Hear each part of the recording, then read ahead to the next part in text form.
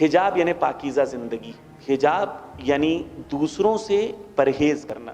ہم جس سماج میں رہتے ہیں روز بروز ان دیواروں کو توڑنے کی کوشش کی جا رہی ہے۔ میں آپ کے سامنے کچھ مثالیں پیش کرتا ہوں۔ سب سے پہلے تو ہمارے شوہر حضرات ہیں، کچھ شوہر ہوتے ہیں ان کو بہت اچھا لگتا ہے، جیسے وہ اپنا نیا موبائل لیتے ہیں تو ان باکسنگ کے ویڈیو ڈالتے ہیں انٹرنیٹ پہ کہ بھائی یہ نیا میرا موبائل ہے۔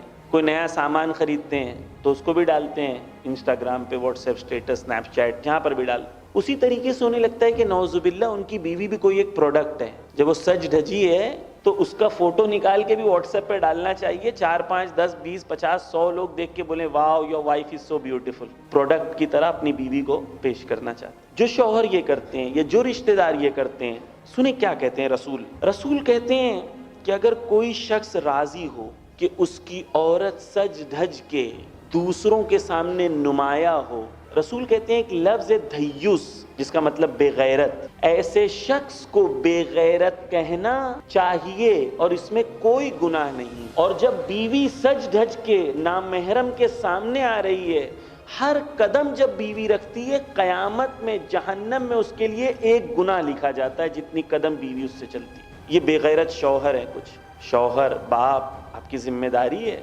اپنی بچیوں کو کنٹرول کریں۔